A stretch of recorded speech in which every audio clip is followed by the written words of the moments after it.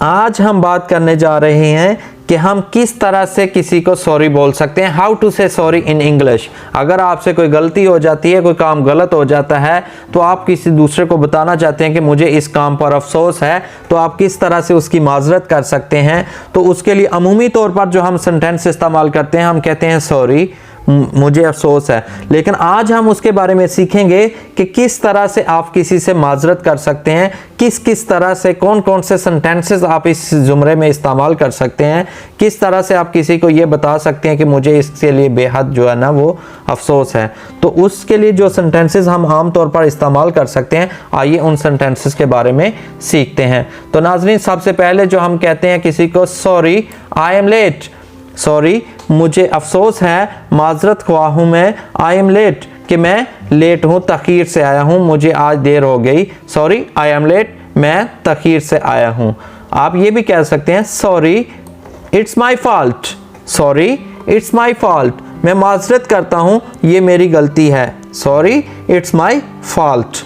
Next आप ये भी कह सकते हैं आई बेग योर पार्डन, मैं आपसे रहम की भीख मांगता हूँ, मैं आपसे रहम तलबी चाहता हूँ, आप मुझे माफ़ कर दें, मैं गलती पर था, आई बेग योर पार्डन, मुझे आप माफ़ फरमा दें।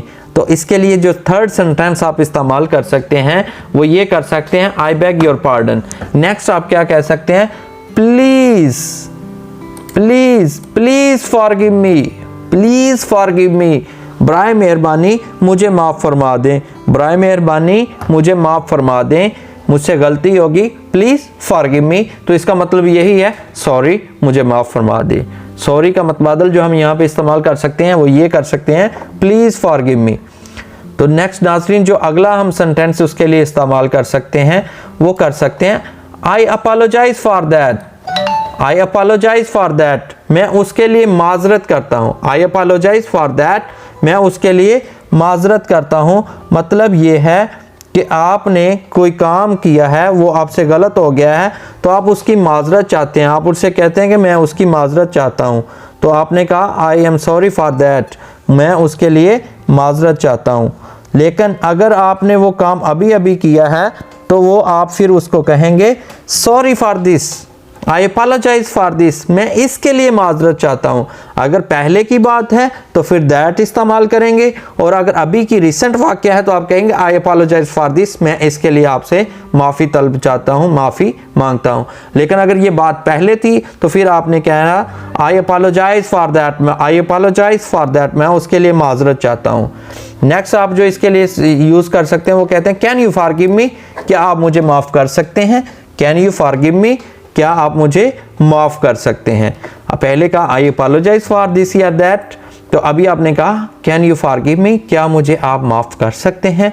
नेक्स्ट जो आप इसके लिए इस्तेमाल कर सकते हैं वो कह सकते हैं सॉरी अबाउट दैट, उसके लिए माजरत, सॉरी अबाउट दैट, उसके लिए माजरत। यानी कि कोई वाक़या पीछे जो है ना वो गुजर चुका है, तो आप उसको याद दिलाते हुए कहते हैं कि उसके लिए मैं आपसे माफ़ी चाहता हूँ, आपसे मैं माजरत करता हूँ।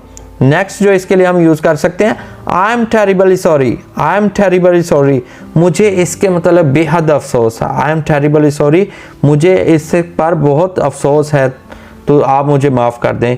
तो आपने सिंपल सॉरी कहने के बजाय ये भी कह सकते हैं I am terribly sorry for that, मुझे उसके लिए बेहद अफसोस है, I am terribly sorry for this, मुझे इसके लिए बेहद अफसोस है, मुझे माफ़ कर दें।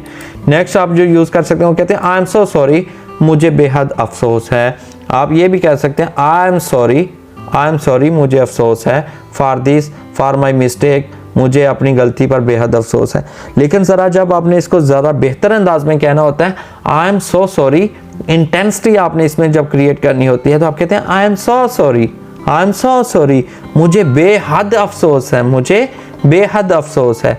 तो नाज़रीन, जो नेक्स्ट सेंटेंसेस आप इसके लिए इस्तेमाल कर सकते हैं उसमें ये है I owe you an apology, I owe an apology, I owe you an apology, I owe you an apology, मैं आपके माफ़ी का मकरूज़ हूँ, मैं आपसे माजरत करने का मकरूज़ हूँ, मैं आपसे माजरत करता हूँ, ये मेरे ऊपर आपका कर्ज होगा कि आप मुझे माफ़ कर दें। I owe you an apology, मैं आपसे दरख्वास्त करता हूँ कि मुझे आप माफ़ फरमा दें। I owe you an apology, I owe you an apology, कि मैं आपका इस माफ़ी के लिए मकरूज़ हूँ। नेक्स्ट आप जो इसके लिए आप यूज़ कर सकते हैं वो आप कह सकते हैं you can blame me for this, you can blame me for this.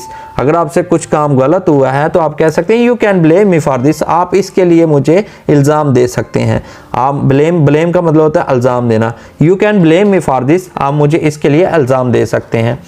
Next आप जो यूज़ कर सकते हैं वो कहते हैं sorry I did not mean to do that, sorry I didn't mean to do that, मुझे माजरत, मैं माफ़ी मांगता हूँ, मेरा हरगिज़ ये मतलब नहीं था कि मैं ऐसा करूँ, मैं कभी नहीं ये चाहता था कि जो है ना मैं ऐसा करूँ, मेरा मतलब ये नहीं था कि मैं ऐसा करूँ, तो मुझे माफ़ कर दें। Sorry I didn't mean to do that, मुझे ऐसा करना हरगिज़ मतलब नहीं था।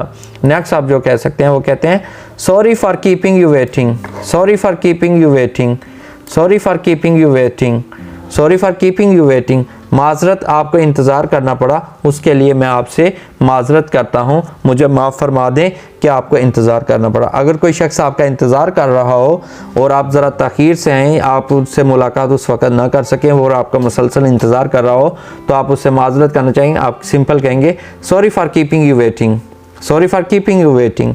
तो नाज़रीन ये वो सेंटेंसेस थे कि जिनकी मदद से आप किसी से माजरत कर सकते हैं, बजाय आप सिंपल ये कहने के सॉरी, आप किस तरह से मुख्तलिफ तरीक़ों से पोलाइट वे में किसी से माफ़ी तलब कर सकते हैं। जब आप इन सेंटेंसेस को यूज़ करते हुए इंटेंसिटी के साथ किसी से सॉरी करते हैं तो डेफिनेटली उसका रिस्पांस आपको पॉजिटिव मिलता है। तो ये वो नाजरीन मेथड था जिसके ज़रिए आज हमने सॉरी कहना सीखा कि हाउ टू से सॉरी इन इंग्लिश, कि किस तरह से हम इंग्लिश में किसी से माजरत कर सकते हैं। डियर व्यूअर्स, अगर आपने अभी तक हमारा चैनल सब्सक्राइब नहीं किया तो बराए मेहरबानी नीचे दिए गए बेल के आइकॉन को क्लिक करके अभी हमारा चैनल सब्सक्राइब करें, ताकि इस तरह की आप इंफॉर्मेशनल वीडियोस आप तक पहुंचती रहें। Thank you very much. Please don't forget to like and subscribe our channels for more updates.